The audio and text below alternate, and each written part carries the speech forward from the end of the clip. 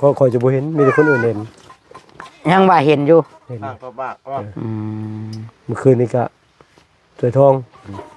น้องสวยทองเห็น ใช้อยู่นะ ว่าขึ้นมาเนี่ยเฮือนเรา น้องสวยทองเห็นอะไร เห็นนั่นเลยเห็นมาอันนั้นแล้วมาตบมอนต้มยังใส่เห็นเป็นเงาคุมตีมอนปุเลย มาหยอกน้องสวยทองบ่ แม่นมา ได้ ถึง ยินน้องชายลาว่าดึงมอนออกจากหัวบ่ แม่นว่า ป่านนั่นพุ่นบ่เอ้ย ตีมอนปุเลยจนลูกบ่ผิดแล้วนมบ่ทันพมกำลังสิเข้านอนบัดเฮาไปบ่เห็นนะ คือว่าแหละเฮือนแต่ละหลังเราได้เข้าไปเฮ็ดเบิดเด้ แม่น เราได้สร้างนำเบิดผู้ช่วยนะนับแต่เฮือนน้องไม้เฮือนน้องดาวเฮือนน้องไซล่าเฮือนน้องถ้วยเนาะ แม่น ก็เบิดคู่รังได้อยู่หั่นเราได้เข้าไปเฮ็ด ต้องบอกเราน้ำเลยเราเห็ดไทย เพื่อนน้องดาวเจ๊งแล้ว บ ล่ะ อก หรือว่า บอกแล้วบอกบ่เห็นเรา หรือว่าเราอยากให้ บอกบ่เห็นเรา โมเห็นก็ยากคำมาหลอก เพิ่นใส่น้ำลงมา ต้องเอิ้นใช่ขอก็บ่ได้ป้าได้ถิ่นเนาะขอก็สิเบิ่ง เห็นว่าอยากเห็นเรานั่งคุยกันไปสินะตอนนั้น โอ้โมเห็นได้คือโมเห็นนอกเจ้า เห็นบ่ ชำใดชำหนึงบัดบ่เห็นเนาะผู้บ่ย่านนี่แฮงบ่เห็น คือเจ้านี่เจ้าผัดบ่ได้ย่านเด้ โอ้ตัวทองก็บ่ได้ย่าน อ่า เราก็บ่ได้ เขาบ่บอก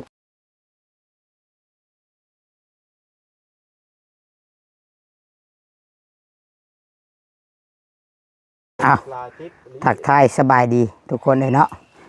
สบายดีคำละมาต่อกันอีกเชิมชากินข้าวเที่ยงสบายดีเด้อเบัดทุกคนเด้อโอ้บดเราเองน้องไอ้เนาะ นั่งอยู่บนเก้านะบ่จักสิไปทาง อันนี้กับเมียไอ้กึ้นสบายดีเด้อเมียไอ้กึ้น โดยสบาย มีไอ้ อ่า ขึ้น เมียไอ้กึ้น ลาวนี่สิล่ะ ชื่อกึ้นตั้งชื่อให้แล้วไหมตั้งชื่อให้ผัวแล้วไหมบ่ฮู้ชื่อแล้วได้เราผัดกึ้นเนาะสบายดีเด้อ FC พ่อพี่น้อง คูณบ่ บรรจุขู่สุคนพ่อแม่ป้าลุงที่หักแพงพ่อกับตุสิทธิ์ปันสุขพี่น้องเลยเนาะ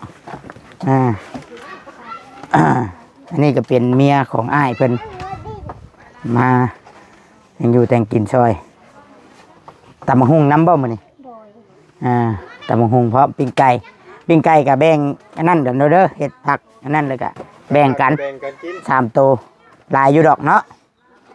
อิ่มอยู่ ยิ้มอยู่ดอก หลายคนอยู่ อ่า ข้างกับ2คน1มาบ่นี่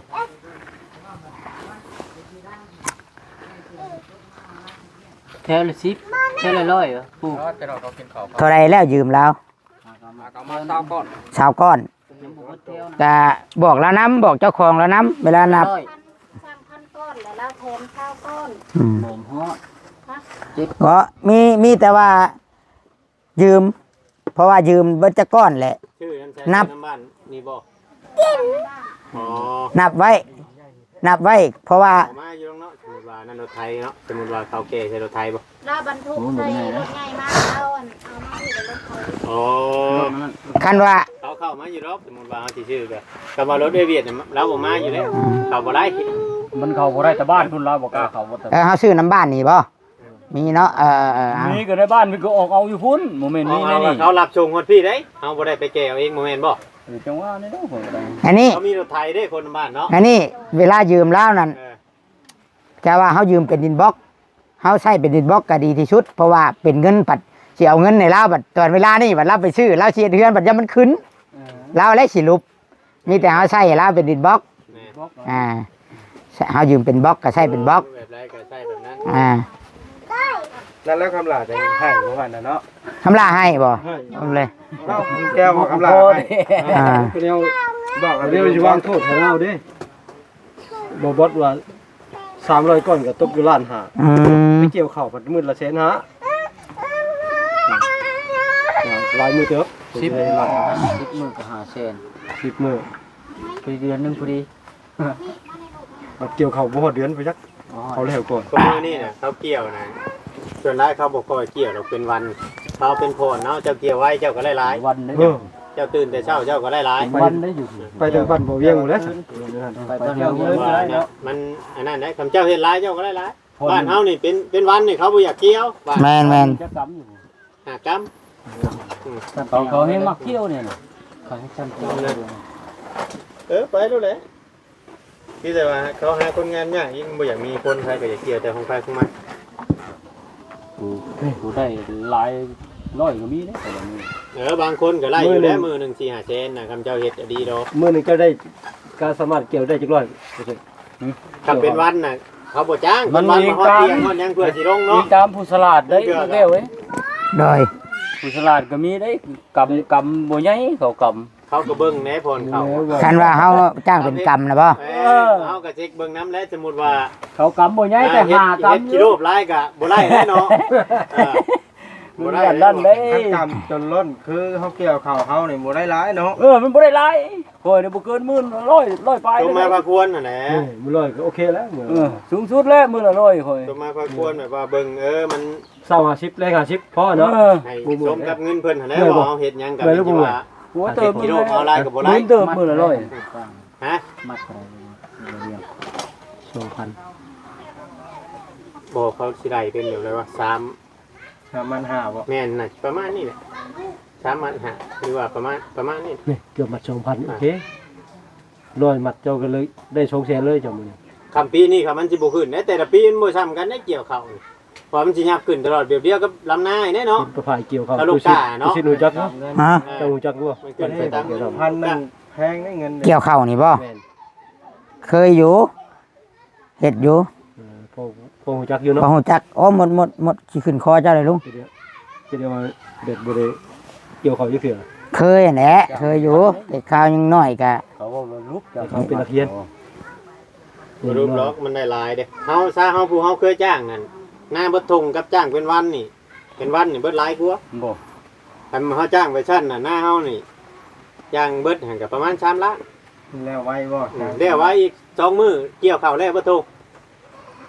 เกี่ยวเป็นพรน่ะ วัดจืดๆนะ จ้างเป็น นี่ จ้างเป็นวันนี่จำเจ้าสิจ้างแล้วเพื่อสินั่นเดี๋ยวให้นี่เขากับหากินน้ำกินหยัง พอ เขา เดิน เมื่อ หาย พันบอก เจ้าสิบอกเขาก็บอกบ่ได้แล้วเจ้าได้รายวันบ่ เกี่ยวเอาคือกัน งานเมาเลย แต่4ติ๊บเลย1 เมานี่เขาลงให้ไผให้มันเลย เพียงเขา เขาบ่ได้ลงนำกันอีกงานเมา มัดหนึ่ง3,000จนตั้งบ่อยู่ เอาไปเมามัน แม่เอาให้ไผให้มันได้ก็บัดนับปนเขาเฮาก็นับง่าย มัดก้าเขา มันบ่ปนของกันได้ซะ เผ็ดอะไรกระบวนก็เกี่ยวเขาเด็ดสับ โตยามเกี่ยวแค่นี้ มันผัด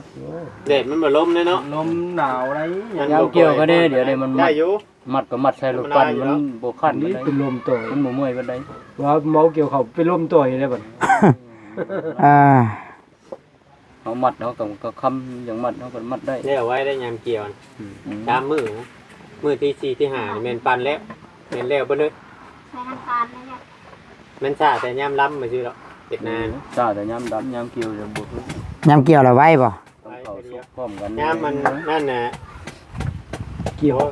วไปทำตัวใดไว ไปค่ะ โอ้เกี่ยวได้ไว เกี่ยวเนาะให้เขางามเลย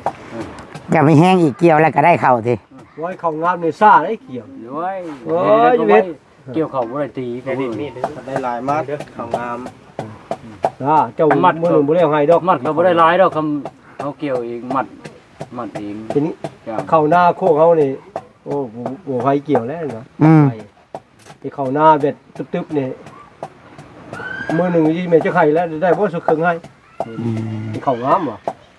ตามเขาเลย เกี่ยวเขาล่มเนี่ย โอ้เขาล้มโอ้กันเนื่อยไปกันอยู่โอ้ เมื่อยเลยเนาะ แป้งหัวเลย เจ้าเอาเข้าไวเลย ไว้ไว้แต่ว่ายามเกี่ยวบ่หึงคือยามดำ เกี่ยวเข้าล่มนี่โอ้ย จะไป มันบ่ทันได้ล่มเดียวนี่มันมีแต่เขาพันเตี้ยเบิด เกี่ยเนาะ คู่มือนี่เนาะคู่มือนี่เขาบ่เอาแล้วเขาพันสูงเนี่ยเขาคิดง้อยำบัดเกี่ยว ค่อยใส่1,011 1,011กับเตี้ย1,011กับบริสูงเนาะ บ่ได้สูงบ่ล่มนะ บ่ตอม เนี่ยมือมาแล้วคน ขึ้นมาอีกแล้วเนี่ยมันฮักท่วมเนาะทางเข้าอันบ่อนอันอีสังก็ โดนเขาเทนะ บ่แมนบ่อนเขาเทคอนกรีตน่ะท่วมคือเป็นหนองชะเลย มันอยากบกแน่แล้วหัน คันว่าบ่เทน่ะรถใหญ่ท่วมรถได้ฮะรถใหญ่เพียงรถประตูเพียงจักรมันน่ะ มันต่ำๆนึงมันบ่ตะกี้อยู่ฮะมันสิต่ำกว่าคันหน้าอีกแล้วฮะเบิ่งฮะพวกข้างหน้าล่ะ ค่อยมาเกือบพิดเลนคนละ ไม้กับ จับ ไม้กัน อ่า พิดเลนวันนี้ลง มันลงข้างเลยนั่นรถจมลงเลย แหม เกือบผิดเล่น อืม พอวันนี้กลางก็เลยออกเข็ม ไปใช้กันละ ยาพักเสก มากระเทก ยามันกระเชกโอ้ หลายเข้าบ้านนี่บ่คือบ้านอื่นมีแต่ล่มกลางบ้านก็ล่ม ตอนนี้บอกบดกังวลแต่ไหน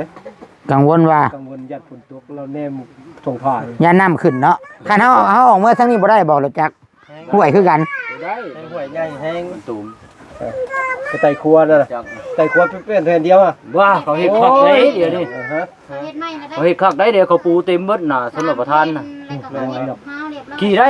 บุคคลช่องเห็น โอ้ยจนพี่นะ มีจำรอบนี่ลงจำหองนี่ ห้องบักใหญ่มันเลยเขาเฮ็ด กล้าไต่บ่โอเค กล้านี่เปิดซ้ำนั่นเลย ได้ใช่บ่ทันเห็น นี่สับเตียงนี่ ซ้ำเตียงนี่แหละ ไกลเลยประมาณ100 เมตร ว้าววัน50นี่แหละ กลัว ท่วมบ่มันท่วมบ่ทาง บุท่วม อ่า บุท่วมแต่ว่าน้ำนี่เหลือประมาณ20-30 เซนเล ได้ ย เด้อ อันนั้นมันชื่อมันไม่โคตรมัน ชื่ ชื่ อ อ แบ แบบ บ จะลงหวยด้วยเจ้าเอง นี่ก็ถ้าเขาเห็นหัวอยู่ทางข้างมันก็ได้ อืม เก่าฮ้อนคักแท้เลย ว่า แซ่บนะมื้อนี้นะเขาเฮ็ดนะเราเฮ็ดน่ะกินนะปิ้งไก่อีกคันว่าเป็นก็นั่นกับคำบ่ค้านนะอุ่นปิ้งไก่เพราะให้มันอุ่นร้อนนะเฮามาก็ได้แล้ว แต่เฮาซื้อมากับเขาอยู่ในปิ้งเขาอยู่แต่ว่าเพื่อเฮามามันก็เย็นเจ้าน้อยนี่โอ้ยแซ่บๆไปเด้อหิวข้าวเลยเด้อ น้ำมะกอก เอามากระเสกมาไว้ๆเด้อไปเอามากระเสกไปเอามากระเสก ก็ยังส่วนมากเขากิน เอาน้ำเอาหิน ตัวน้ำแต่มันเบิด เอาหิน เสร็จ เป็นอะไรลุงยังพากันซ่ากันอยู่บ่แม่นว่าเห็น เห็นมาเลย พี่ผู้ช่วยบ่เฮาดูคนเดียวเพิ่น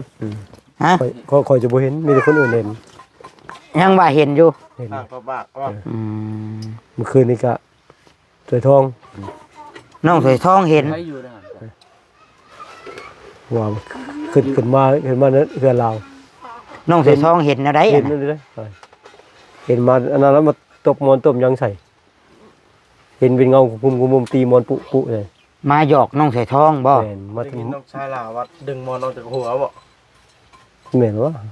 ป่านนั่นพุ่นบ่เอ้ย ตีมอนปุจนลูกบ่ผิดเลยนมบ่ทันคมกำลังสิเข้านอนบัดเฮาไปบ่เห็นนะ คือว่าแหละเฮือนแต่ละหลังเราได้เข้าไปเฮ็ดเบิดเด้ แม่น เราได้สร้างนำเบิดผู้ช่วยนะนับแต่เฮือนน้องไม้เฮือนน้องดาวเฮือนน้องไซหล่าเฮือนน้องถ้วยเนาะ แม่น กับเบิดคู่รังได้อยู่หันแล้วได้เข้าไปเฮ็ด ต้องบอกเราน้ำเลยเราเห็ดใส่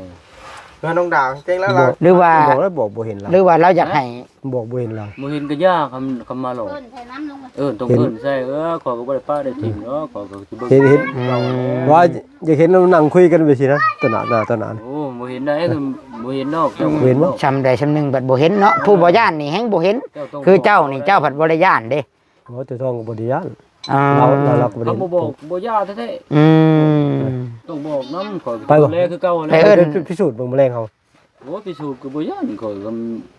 นอนนั่น บ่บดอีกบ่บดกับผู้หนึ่งเราอะสิไปนำ โอ้ ไปนั่งอยู่กับเราแล้วนะ นั่งอยู่เฮือนได้หมายคนนี้จากเฮือนได้บ่คนนี้จากเฮือนแฮงแล้วแล้วสำจวดกันแน่น่ะ อืม งงเลย เอาไว้ไม่เพิ่น ไปก็ หักเดี๋ยวนี้นะเฮือนเราบ่ได้มีคนอยู่เลยบ่ ก็มีอยู่ บ่ให้เลิก บางก็เบ็ดบางมื้อเขาก็นอนบางมื้อเขาก็บ่ได้นอน เพราะว่าเขาก็ไปนอนให้นอนนาเด้ ช่วง อืม ปกติแท้บ่อยากให้ป้า บ่ต้องปะปกติต้องอุ่นนอนไว้สิ ต้องนอ จัก น 2-3 คน แต่ละมื้อเอ้ยน้องต้องมีนอนเพื่อนเขา นอนผู้เดียวก็บ่ได้อีกเด้เนาะ นอนผู้เดียวก็บ่ได้เฮาย่านมันเดอมันหยังเด้ อืม ต้องมีผู้นอนเพื่อนนอนหลายๆคน มื้อ 4-5คน มื้อสู่สำละเฮือนนี่คู่บ่ถึงบ่เอา3 แม่ อน งค์เลย บ่แม่นยังบอกบ่ถูกแล้ว ยังบอกบ่ถึงบ่เฮ็ดบ่ถึง บอกบ่ถูกเรายันป้ายันถิ่มลูกเราผู้นั้นผู้นี้ยันเรามีผู้ ก็บอกหมดเลยนะ ผู้แพงเฮือนซ่านลานเป็นก็บ่ญาติลูกญาติเต้าเจ้าดอกเจ้าสิให้ผู้ใด อืม ให้มาทอความฝันคอย อืม ว่าสิให้ผู้นั้นผู้นี้ลูกผู้นั้นผู้นี้ลูกสาวหลาสาวหยังก็ ในว่าให้เขาอยู่น้ำกันเนาะ หรือว่าให้เขาอยู่นํกันก่อนเวลานี่เขายังน้อยภายใหญ่แล้วเขาก็สิมอบให้ผู้นั้นผู้นี้แหละลูกเต้าเจ้า ว้าวมันถึกแล้ว ว่า ว่า มันถูกได้ ต้องเอานางเทียมนะมันจัง คุยสื่อสารได้ นางเทียมมาไปเด้อสิไปเทียมให้บัด เฮาไปเบิ่งซะก่อนแบบเฮา เพราะว่าพังเจ้าชุมเจ้าเว้านี่ว่าคนเปิดบ้านก็เห็นผู้หนึงเพราะว่าเห็นอยู่บ่อนอยู่ป่าอยู่ดงเราก็เห็นบ่ เห็น เห็นโนอยู่ป่าคนจวดกันก็บ่จักเลย บ่อยู่นาเราเด้ นาว่าบ่สร้าง อยู่นาแล้วนาที่กับเป็นป่าดงเด้เนาะลุง ส่วน บอกเราอยู่หั่นแล้ว ส่วนมากเราสิพายธงสีแดงกับหนุ่งเสือแขนสั้น แต่คนเห็นแบบนั้นบ่ คนจะเห็นนั่นลุงชิ้นใส่เกิดแปะเราหมักอย่างน้ำทาง หมวยปลาที่สุดเฮือนจุดนักแท้เฮือนหมวยปลา บ่อนเราเสียน่ะเนาะ เราบางอย่างเลาะทาง ทำปลาเลยเอาโลด เลาะเสียงห้องเราจะเอิ้นว่าช่วยแน่ อื ช่วย ม เฮาก็ช่วยเจ้าบ่ได้แล้วเฮาก็บอกแล้วเขาขึ้นซอยเฮาก็บอกแล้วนำเป็นหยังให้ช่วยยังบ่จักเนี่ยเฮ็ดเลยเดี๋ยวนี้บอกแล้วจังอยู่ไว้เขาบ่บอก จักว่าเราแบบว่าในความรู้สึกเรายังทรมานเลยเรายังวนเวียนอยู่ในกับการอยากให้คนช่วยเนาะ ยังอยากให้คนซอยนี่อันนั้นแหละ อย่างเราก็ยังห่วงใยลูกเต้าเราแล้ว เป็นพวก หรือว่ายังบ่ฮู้ว่าตัวเองเบิดลมหายใจบ่หรือว่าในไรเนาะ พวกนี้ตายว่านี่มันวิญญาณบ่ทันได้ออก ไปทางใดเนาะ กำเลยพวกนี้ ยังบ่ฮู้โตบ่เนาะ โตเลยบ่คือรุ่นผู้ ต้องระดับคือเพิ่นว่าจะได้ก็100วันบ่จังฮู้ 100 วันหมดแล้ว เออ 100,000พรรษาเนาะ เฮ็ดบุญจนฮอดมื้อเฮ็ดบุญ100วันบ่ เห็นบ่อยู่ไทยเขาจัดงาน100วันโน่เด้งานบุญเขา คือกรณีเรานี่ประเทศบุญให้บ่ได้บ่ลุงได้บ่ บ่ฮู้เลยเพิ่น บ่ได้ดอก แบบตั้งกองบุญนี่ยังบ่ได้เลยเนาะ บ่ได้ บ่ เล ได้ ย ดอก โบสถ์3 ปีเนาะ 3 ปี แต่ว่าเฮาใส่บาตรอีหยังธรรมดาเอิ้นให้ได้เนาะ ได้ ใส่บาตรเอิ้นให้มาเอาส่วนบุญเด้อส่วนมากอยู่ในบ้านนะเขาถือเพิ่นมานับถือแบบอัน บ้านนับ 3 ปีจึงเห็นบัดเดียว บาง เป็ บ้าน ตักบ้านยะนำเลยครับ บาง บ่ บ้าน ให้เอิ้นเนอะ บางบ้าน จักเขาไปเฮ็ดบ้านเอง บางบ้านมันเขาเฮ็ด เขาเฮ็ด 3 เดือน เออ 3 เดือนเขาเฮ็ดเขาแก้คนนั้น ไปเฮ็ดอยู่ธาตุอีหยังเพชรอยู่ธาตุเลยเฮ็ดเป็ดเอาส่วนมันเฮ็ดหยังเลยเป็ดอยู่ธาตุเลยให้นะเจ้าได้ถ้ามีเงินนะส่วนกับเพชรอยู่ธาตุเจ้าชีวิตสว่าง อยู่ธาตุ แม่น เฮ็ดอยู่ธาตุโพนน่ะบ่ ธาตุปูนหรือว่าธาตุอีหยัง ธาตุอิงหัง ส่วนมากก็พาเพิ่นไปมีแต่ส่วนหลายไปกลับพระธาตุอีหยัง อันเจ้าพาอันผู้ซอยไปตะกี้บ่เรามักไปแต่ธาตุอิงหัง บ่ธาตุโพน ธาตุโพน ธาตุโพนไป เฮ้ยเนาะ ไปคำสะบันของเพิ่นจักสิเป็นแบบใดแล้วเฮาก็บ่รู้จักว่าย่านบ่ทันได้แก้คือใดคือบ่ทันได้แก้เลยเด้แต่ไปนำ เพิ่นไปบนไว้อันเพิ่นไปบนอยู่พุ่นบ่ไปกับผัวเพิ่นบ่ แม่นไปนำกันนั่นแหละกับ เพราะว่าภาพที่เฮาเห็นนี่สองผัวเมียเพิ่นนี่มาแล้วเวลามาเวียดเรือไปหันไปนี่สิซ่อนรู้จักกันเนาะลุงเนาะ แม่น ซ่อนรู้จักกันสองผัวเมียบ่คิดว่ามันสิแบบเกิดแบบนี้ขึ้นแบบซ้ำฟันเนาะ แม่นมัน บ่คิดว่าเราก็สิคนโหดร้ายปานนั้นนะผู้ช่างพุทธก็ได้ คนเนี่ยตกตะลึงหมดเขตบ้านเดือดเลยเขตพุ่นเดือนนี่ถือว่าสนทนากันวุ่นบ่ได้สนทนาเรื่องหยังไปหาอึ้งมาเลย เพราะว่าเขาบ่เคยปากันยักเถื่อมาบ้านค่ายนี่ก็ห้านบ้านค่ายนี่ก็ว่าเห็นจังซั่นเห็นจังซี่เขาเว้าว่าเพราะในส่วนหลายเขาเคยไปนำกันแล้วเลยคนเห็นให้คนนึกภาพ ติดตาตลอดเลย ภาพยังติดตา ติดตาแต่ละคนน่ะนะแล้วปรากฏขึ้นให้เห็นผู้ใดผู้นึกกับผู้นั้นเห็นผู้ใดนึกผู้นั้นเห็นนึกภาพเขาเคยไปนำกันเนี่ยเดี๋ยวเห็นส่วนหลานเราหมักพายธงสีแดงกันเนาะมันใส่เสื้อสีลายนิดนึงเขียนสั้น โอ้เนาะ หลายคนขายเครื่องขายของก็มักเห็นไปนั่นเพราะว่านึกภาพติดตาเลยแต่ละวันนั้นตายนะคนนี่บ่แม่นหยังได้ย้อนเป็นเขาขึดได้ซะเขาขึดน้ำลาวหลายไปก็ได้เลยเป็นภาพติดตาเลย มันเป็นนั่นแหละส่วนนาง สุ่มมืดนิดนึงก็งงเงียก็ว่าเห็นแล้วแล้วเนี่ยมันขึ้นภาพเป็นภาพติดตาเลย แล้วก็สิเป็นห่วงคือพอเสิร์ชว่าห่วง คือ ห่วงนั่นแล้ว คือคอยก็ขึ้นอยู่คือคอยขึ้นไปส่องเบิ่งเลยโอ้เลือดในใบหน้าเราจะเต็มไปเลยเด้อสีแดงเลยก็ เห็น ค่อยก็ยังบ่เห็นโอ้ยเป็นแต่เหยือง เจ้าได้เข้าไปเบิ่งบ่ภาพตอนเราอยู่ใน เข้ากันเลยเนี่ยซ้ำนี้นะซ้ำ หากเจ้าบ่กล้าเข้าไปเบิ่งใกล้ แม่น หาก ค่อยจะไกลกันยังคือว่า แดง นับ จึง ไป ครึ่งอยู่ อืม นักแล้วคนบ่กล้าเข้าเลย ความหน้าลงบ่หรือง่ายขึ้น ง่ายขึ้น ง่ายอีกเนาะง่ายหน้าเลย ง่ายนะ เงือดอันข้างพูดบ่นี่ขาแนวเนาะ นี่เลยมันจ่องมาเนาะหนีไปมื้อนึงกับคืนนึงแหละ เมียเราน่ะก็มาคอยว่า ของเนี่ยนี่หนีบ่ได้ยาก สิหนีไปนั้นไปในมื้อนึงกับคืนนึงแหละเจ้าสิว่าบ่หนี นี่แล้ว ก็บ่มี หักมาบ่ มาแล้วไปมื้อนึงกับคืนนึงแล้วขาดแต่มื้อตักบาทจะเลิกตักบาทเป็น พู ว่าน มื้อ พ่อไปเอามากระเสกได้ละมาเลยหั่น ว่า น่ะ เราตาย พูนมาได้พูนทางพูนเนี่ยเบิ่งไกลๆ ถ้า แน่ บ่น้ำเล่าอีก อันน่ะย่างมาแล้วกับลุงเวียง บอกชาวบ้านว่าเมียข่อยตายแล้ว ว่าง่ายๆเมียเราเป็นผู้กอมเนาะ เห็นเราบ่บอกฮะป้านนี้บ่ฮู้สัมชิเมน จนกินออกมาได้เนาะ โอ้โหเนาะบ่เพราะว่าลูกเราไปอยู่ไทยเบิดเนาะ แม่น บ่นึงไปนอนหน้าประจำ อยู่ที่นอนกินนอนหน้าประจำ บ่นึงไปอยู่หน้าประจำอ่ะชมไปอยู่ไทยเบิด แม่น แม่นไผลุงแก้วเป็นผัวเป็นพ่อนี่ พอไหมกระเพื่อม พ่อมันนั่นแหละ พอไป พ่อกับเพื่อน กันตาจันทีเด้ เป็นที่ จันทีเป็นนาทีก็เมียในครูจันทราเด้ เอื้อยบ่น่ะ เอ้ยกุ๊กน่ะเมียครูจันทรา เมียกูเต็นตะลานั่น อ่า เราเอาเมียมาเฮือนบ่ แม่น เราบ่ได้อยู่เฮือนพ่อเฒ่าเนาะ บ่ เออ เขาไม่ให้ลุ้น เขามีลุ้นอยู่เฮือนเขา ไม่ลุ้นเงินเข้า อย่าเฮ็ดหน้านั่นไดเจ้า มีลุ้นนี่อยู่เฮือนเขาเนาะ กระโตปัญหากันยังจุนี่นะก็คือยังบ่ทันได้ขึ้นออกว่าได้ใด พี่น้องเนาะลมกันลิ้นกับข้าวลุงแก้วข้าวลุงเฉิดเด้คำลาก็เอามากระถินมาเด้เตรียมได้พี่น้องไว้บัดนี่กินแบบทหารเด้อยืนอ้อมเลยยืนเอาแบบทหารรถ